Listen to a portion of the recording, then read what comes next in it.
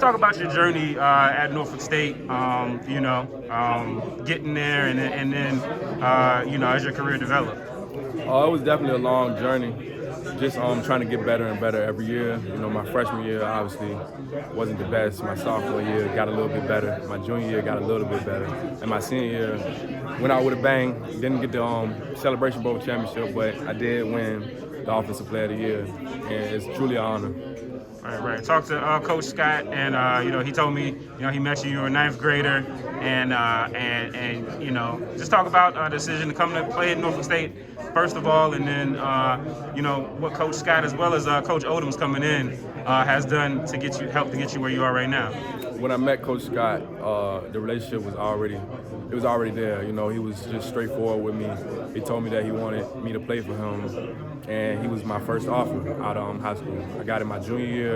I committed right before my senior year of high school, and he just told me come play for him. He wanted me to play, so obviously it wasn't going to be a cakewalk to come play for him. I had to beat out the competition, but I love competition, so I took that, came to Norfolk State, won the position, and it was just up from there.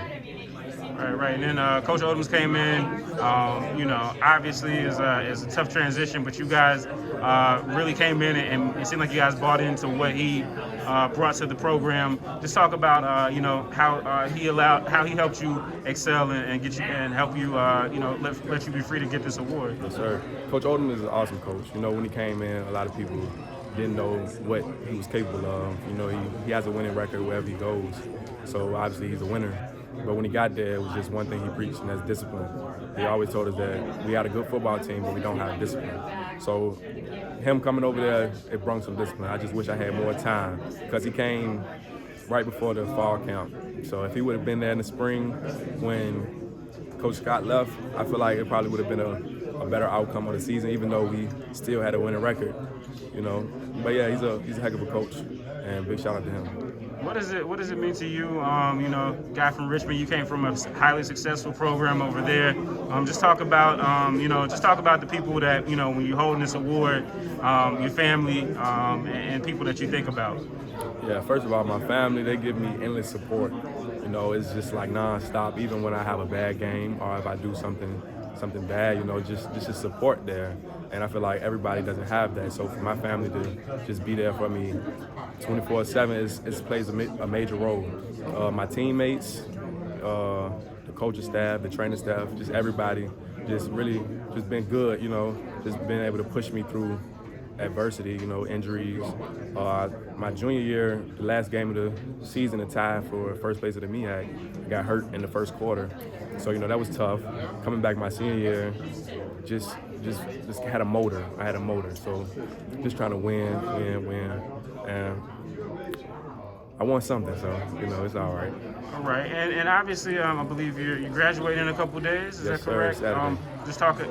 Just talk about that, and what you're graduating in, and what lies for you ahead of you going forward. It's been a long journey for our school-wise. Been here for 5 years. The COVID hit. Some credits were a little bit messed up, so I'm graduating a semester later than I was supposed to. But timing is everything, and I just feel like graduating with my sociology. I'm a major. That's my major right there. Just going to be able to work with kids' mental health issues.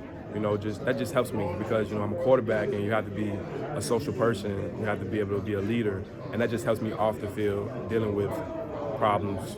Just dealing with people. Right. And you are obviously there's some bowl games that are going up. There's a lot of talk about HBCU players in the professional ranks and things like that. And obviously, there's been a history of guys that have come through and made it NFL, so many leagues or whatever. Just talk about what you're gonna do. Or are you gonna go to the HBCU Legacy Bowl? What bowl games or All-Star games are you gonna go to, and what are your hopes football wise? At Norfolk State, you can make it. You can make it anywhere, as long as they'll find you. If you can play, they will find you.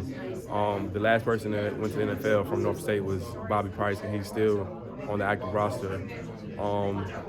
Just trying to make it. I'm going to be playing in the HBCU Legacy Bowl, so I will be training all the way up to that point. And if they find me, they find me. I'm just going to just keep training and keep working hard and wait till my name is called. Talk about, coming in and recognizing the talent that he had and making it work. Well, the biggest thing is just knowing what you inherit. And I think sometimes we make critical decisions before we even know the lay of the land. I knew going into Norfolk State and taking over the football program that offensively they were pretty good. They had done some things really well, and that's mainly because of Juwan Carter. I think he's an outstanding quarterback. He's done an outstanding job. But it's not on the field where I'm always looking for accolades. I'm always looking at the growth of the man. And I think for the 6 months that I've had a chance to be around him, you see tremendous growth for him to become a great father, a great husband, and a great service of our community. And to me, that's what you want to prepare your seniors to be ready for.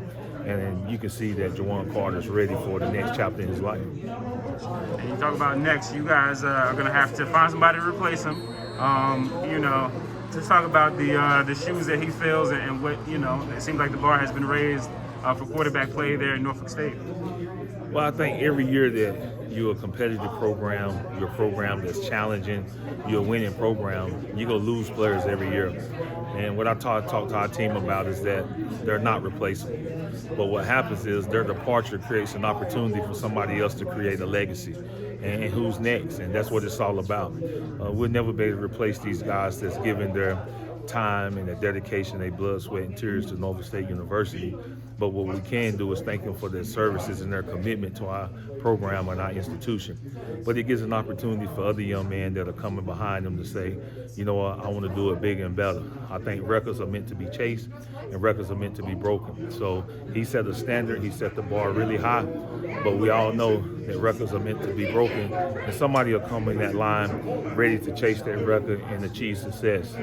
Carter has opened the window for another opportunity and a legacy to be written at Norfolk State University. Awesome.